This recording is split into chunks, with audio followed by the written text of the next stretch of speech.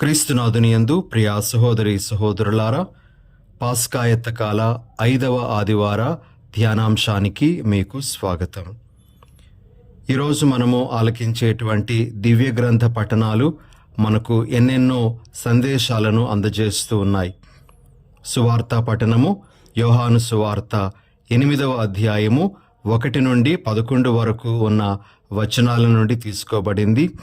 ఈ సువార్త పఠనంలో వ్యభిచారములో పట్టుబడినటువంటి ఒక స్త్రీని యేసు ప్రభు దగ్గరకు కొంతమంది పరిసయ్యులు, ధర్మశాస్త్ర బోధకులు తీసుకొని వచ్చి ఆమెను ఏమి చేయాలి, శిక్షించాలా, వదిలిపెట్టాలా అనేటువంటి ఆ ప్రశ్నను ప్రభువుకు సంధించడం అనేటువంటిది మనం చూస్తాం. గతంలో ఎన్నోసార్లు ఈ పఠనాన్ని మనం ఆలకించాము. అనేక ప్రసంగాలు కూడా మనము విని ఉన్నాం. మరి ఈరోజు మరొక్కసారి ఈ పఠనాన్ని ప్రభు ధ్యానించమని మన ముందు ఉంచుతూ ఉండగా ప్రభు మనకిస్తున్నటువంటి సందేశాలను మనము స్వీకరించడానికి ప్రయత్నం చేద్దాం. మొదటి సందేశము, ప్రియా సహోదరి సహోదరులారా, ఈనాటి 3 పఠనాల ద్వారా కూడా ఒక ముఖ్యమైన సందేశాన్ని ప్రభు మనకిస్తూ ఉన్నారు. అదేమిటి అంటే, గతమును మరచి ముందుకు అడుగు వేయమని. ఈనాటి మొదటి పఠనం యెషయా గ్రంథము 43వ అధ్యాయం నుండి తీసుకోబడింది. అందులో 18, 19 వచనాలు మనం చూసినట్లయితే మనము ఇలా అక్కడ ఉండేటువంటి విషయాన్ని గ్రహించగలము. మీరు పూర్వపు సంగతులను జ్ఞప్తికి తెచ్చుకోనక్కరలేదు, ప్రాత సంఘటనలు తలచుకోనక్కరలేదు. ఇప్పుడు నేనొక నూతన కార్యం చేసేదను, అది తక్షణమే జరుగును, మీరు దానిని వెంటనే చూతురు అనేటువంటి మాటలు. ఇక పౌలు గారు ఫిలిప్పీలకు వ్రాసినటువంటి లేఖ ఈనాటి 2వ పఠనము 3వ అధ్యాయము 13వ వచనంలోని 2వ భాగంలో ఈ విధంగా మనము పౌలు గారి మాటలు వింటాం. ఏమన్నా, గతమును మరచి ముందున్న దానిని చేరుటకు తీవ్రముగా కృషి చేయుచున్నాను. ప్రియా సహోదరి సహోదరులారా, మరి యోహాను సువార్త 8వ అధ్యాయము 11వ వచనంలో యేసు ప్రభువు వెళ్ళుము, ఇక పాపము చేయకుము అనే మాటలు ఆ స్త్రీతో చెప్పడం మనం వింటాం. ఈ విధంగా ఈ 3 వాక్యాలు, ఈనాటి పఠనాలలోని 3 వాక్యాలు కూడా తెలియజేస్తున్నటువంటి ఒక విషయం ఏమిటి అంటే, గతమును మరచి ముందుకు అడుగు వేయుము అనే మాట. గతమును మరవడం అనేటువంటి ఈ సందేశము మనకు ఏ విధమైనటువంటి అర్థాన్ని ఇస్తుంది అంటే, గతంలో మనం చేసినటువంటి పాపపు సంఘటనలను మనము పదే పదే నెమరు వేసుకుంటూ, నా పాపానికి ఇక నిష్కృతి లేదు, నేను నా పాపములోనే చావాల్సిందే అనేటువంటి విధంగా నిరాశకు మనము గురి కానక్కరలేదు అనేటువంటి సందేశాన్ని మనకు ఈ మాట గతమును మరిచిపోవడం అనేటువంటి విషయాన్ని తెలియజేస్తుంది. అంతేకాకుండా గతమును మరచి అనేటువంటి ఆ మాట మనకు తెలియజేసేటువంటి 2వ విషయం ఏమిటి అంటే, గత పాప జీవితాన్ని మనము విడిచిపెట్టాలి అని. ప్రియులకు సహోదరి సహోదరులారా, మనము ఎప్పుడైతే గత పాపపు జీవితానికి స్వస్తి పలుకుతామో మనలో నూతన కార్యం జరుగుతూ ఉంది అని ప్రభు మనకు వాగ్దానం చేస్తూ ఉన్నారు. మనకు నూతన జీవితం అనుగ్రహించబడుతుంది, మనలో నూతన క్రమం ఏర్పడుతుంది, మనకు నూతన రూపం సంతరిస్తూ ఉంది, మనము నూతన దీవెనలను పొందుతాము అని ప్రభు మనకు తెలియజేస్తూ ఉన్నారు. కాబట్టి ఇక వెళ్ళుము, పాపము చెయ్యకము అనేటువంటి ప్రభు మాటలు మనకు నూతన జీవితాన్ని ప్రసాదించటానికి ఆయన సిద్ధంగా ఉన్నారు అని, మనము గతంలో చేసినటువంటి పాపాల వలన నిరాశ పడిపోవలసినటువంటి అవసరం లేదు అని, మన దేవుని చెంత సంపూర్ణమైనటువంటి కరుణ, దయ, ప్రేమ మనకు లభిస్తాయి అని మనకు తెలియజేస్తున్నాయి. కాబట్టి ఈ విషయాన్ని మొదటిగా మన మనసులో పెట్టుకోవడానికి ప్రయత్నం చేద్దాం. ఇక ఈనాటి సువార్త పఠనం ద్వారా మనం పొందేటువంటి రెండవ సందేశం ఏమిటి అంటే, మనము ఎప్పుడూ ఇతరుల దోషాలను లెక్కించడమే మన పనిగా పెట్టుకోకూడదు. చాలామంది ఇతరుల యొక్క తప్పిదాలను భూతద్దంలో చూడడానికి, భూతద్దంలో చూపించటానికి కూడా శతవిధాల ప్రయత్నం చేస్తూ ఉంటారు. అయితే ఒక వ్యక్తి ఈ విధంగా అంటాడు, మన చేతిలో ఉండాల్సినటువంటి భూతద్దము కాదు కానీ మన చేతిలో ఉండాల్సినటువంటి ఒక అద్దము అని. అద్దములో మన రూపం కనబడుతుంది. అయితే ఇతరులను చూసేటప్పుడు మనము వారిలో మనలను చూసుకొని వారిలో ఉండేటువంటి దోషాలు మనలో కూడా ఉన్నాయా అని మనం పరిశీలించుకోవడానికి మనము అవకాశంగా భావించాలే గాని వారి యొక్క తప్పిదాలను మనము అందరికీ తెలియజేస్తూ మరి మన ఆనందాన్ని ఆ విధంగా పొందుకోవడానికి ప్రయత్నం చేయకూడదు అని ప్రభు మనకు తెలియజేస్తూ ఉన్నారు.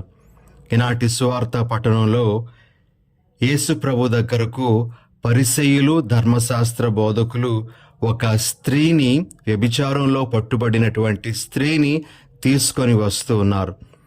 వారి యొక్క మొట్టమొదటి పని ఏమిటి అంటే, యేసులో ఏదో ఒక విధంగా తప్పును పట్టాలి, యేసును ఏదో ఒక విధంగా దోషిగా నిలబెట్టాలి అనేటువంటిది వారి ఉద్దేశం. అందుకే వారు తమ పబ్బాన్ని గడుపుకోవడానికి ఆ స్త్రీని ఒక పావుగా వాడుకున్నారు అని మనం చెప్పుకోవచ్చు.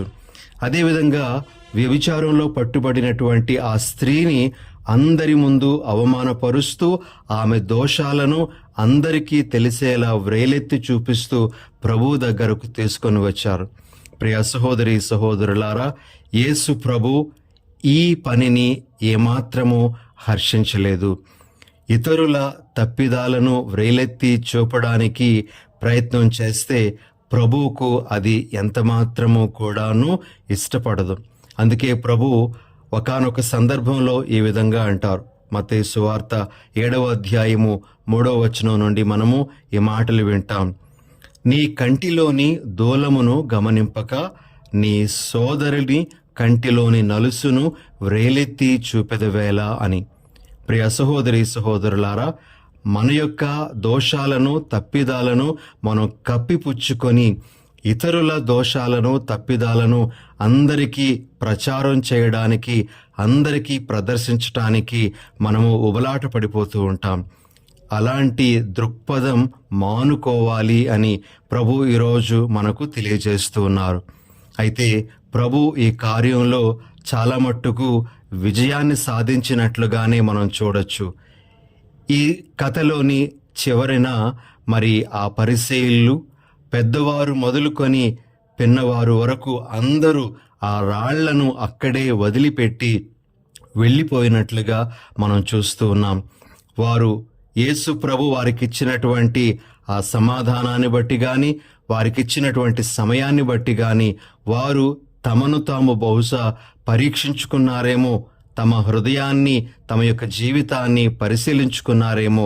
వారు ఎవ్వరూ ఆమెను శిక్షించకుండా అక్కడి నుంచి వెళ్ళిపోవడం జరిగింది. ప్రభు ఈరోజు మనందరికీ ఇస్తున్న సందేశము, మనము ఇతరుల దోషాలను లెక్కించడమే పనిగా ఎప్పుడూ కూడా పెట్టుకోకూడదు. ఇతరుల తప్పిదాలను చూస్తున్నప్పుడు అది ఒక అద్దంగా మనకు పనిచేయాలి. వారిలో మనల్ని మనం చూస్తూ ఒకవేళ మనం కూడా అలాంటి తప్పిదాలకు లోనవుతున్నామా అనే ఆత్మ పరిశీలన చేసుకోవాలి అని కూడా ప్రభు మనకు తెలియజేస్తూ ఉన్నారు. ఇక 3వ సందేశము, ప్రియ సహోదరి సహోదరులారా, యేసు ప్రభు నేల మీద వంగుని వ్రాయడం. ఆ పరిసయ్యులు, ధర్మశాస్త్ర బోధకులు వ్యభిచారంలో పట్టుబడినటువంటి స్త్రీని ప్రభు దగ్గరకు తీసుకొని వచ్చి మరి ఆమెను శిక్షించాలా వద్దా అనే విధంగా ప్రభువును ప్రశ్నిస్తున్నప్పుడు ప్రభు మౌనంగా నేల మీద వంగుని ఆయన తన చేతి వ్రేలితో వ్రాస్తున్నట్లుగా సువార్తకారుడు మనకు 2 సార్లు ఇక్కడ ఈ కథలో తెలియజేయడం జరుగుతుంది. ప్రియ సహోదరి సహోదరులారా, యేసు ప్రభు వ్రేలితో నేల మీద వ్రాయడం అనేటువంటిది మనకు పూర్వ నిబంధనలోని ఒక సంఘటనను జ్ఞాపకం చేస్తుంది. అదేమిటి అంటే నిర్గమకాండము 31వ అధ్యాయము 18వ వచనంలో మనం చదువుతాం. దేవుడు ఇజ్రాయేలీ ప్రజలకు 10 ఆజ్ఞలను ఇచ్చే క్రమములో ఆ ఆజ్ఞలను 2 రాతి పలకల మీద తన చేతి వ్రేలితో వ్రాసి ఇచ్చినట్లుగా మనము అక్కడ చదువుతాం. మరి యేసు ప్రభు ఇక్కడ తన వ్రేలితో నేల మీద వ్రాస్తూ ఉన్నాడు. పూర్వ నిబంధనలో దేవుడు ఆజ్ఞలను ఇచ్చే క్రమంలో తన చేతి వ్రేలితో వ్రాస్తున్నట్లుగా మనం చూసాము. ఇక్కడ ప్రభు నేల మీద వ్రాస్తున్నప్పుడు ఆయన నూతన ఆజ్ఞను ఇస్తున్నట్లుగా మనము గ్రహించాలి.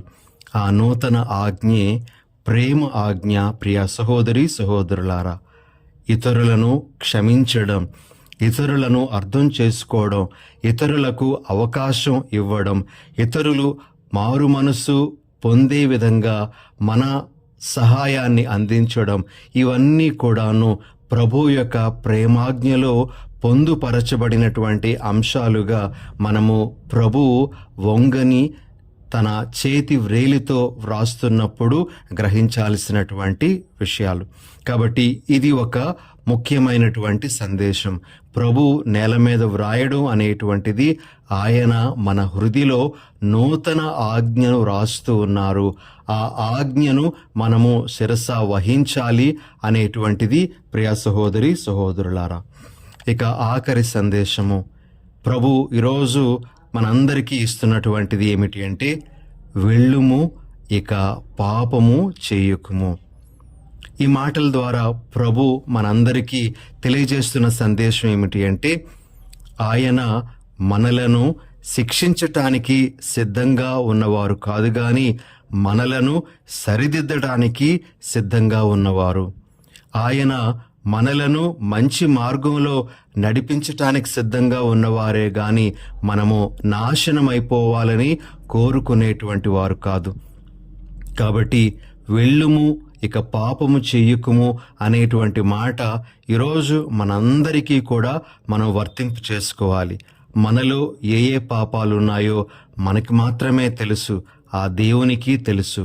అయితే ప్రియ సహోదరి సహోదరులారా, మనలో ఉండేటువంటి ఆ పాపాన్ని గమనిస్తున్నటువంటి మనము ఈరోజు ప్రభు మనకిస్తున్నటువంటి ఆ సందేశాన్ని గ్రహిస్తూ ఇక పాపపు జీవితం వైపు మరలా వెళ్లకుండా మనం ప్రయత్నం చేయాలి. అందులో భాగంగానే పాపపు అవకాశాలు ఏవైనా ఉన్నట్లయితే వాటి వైపు మనము వెళ్లకుండా ఉండడానికి ప్రయత్నం చేయాలి. పూర్తిగా మన జీవితాన్ని నియంత్రణలో పెట్టుకోవడానికి మనము అంచెలంచెలుగా ప్రయత్నాలు చేస్తూ ఉండాలి. అదేవిధంగా ఈ మన ప్రయత్నంలో దైవిక సహాయాన్ని మనము కోరుకుంటూ మనము మన జీవితాన్ని కొనసాగించాలి. ప్రభు మనలను కోరుతున్నటువంటిది ఇక పాపము చెయ్యకము అని. పాపములో మనం జీవిస్తే అది ప్రభువునకు ఇష్టం ఉండదు. మనము ఆ పాపపు జీవితం నుంచి బయటపడాలనేటువంటిది ఆయన కోరిక. కాబట్టి ఆ విధంగా మన జీవితాన్ని నడిపించుకునే భాగ్యాన్ని ఆ ప్రభు అనుగ్రహించాలని ఈనాటి దివ్య బలిలో ప్రభువుని ప్రార్థన చేసుకుందాం. పరిశుద్ధుడైన ఓ మా ప్రభువా, మీ పరిశుద్ధ నామానికి స్తుతులు స్తోత్రాలు. ప్రభువా, ఈనాటి సువార్త పఠనం ద్వారా మీరు మాకు అందిస్తున్న సందేశాలకు గాను మీకు స్తోత్రాలు. వెళ్ళుము, ఇక పాపము చెయ్యకుము అనేటువంటి ఆ మాటలను ప్రభువా మా వ్యక్తిగత జీవితాలకు అన్వయించుకుంటూ మేము మా అనుదిన జీవితాన్ని జీవిస్తున్న క్రమములో పాపమును విడిచిపెట్టి మేము మీకు ఇష్టమైనటువంటి జీవితము జీవించే వరాన్ని అనుగ్రహించమని, ఇతరుల తప్పిదాలను మేము వెదకకుండా మీరు మా హృదిలో పెట్టినటువంటి ఆ నూతన ఆజ్ఞను పాటించే భాగ్యాన్ని దయచేయమని మా ప్రభువైన యేసు నామమున అడిగి వేడుచున్నాం తండ్రి. ఆమెన్.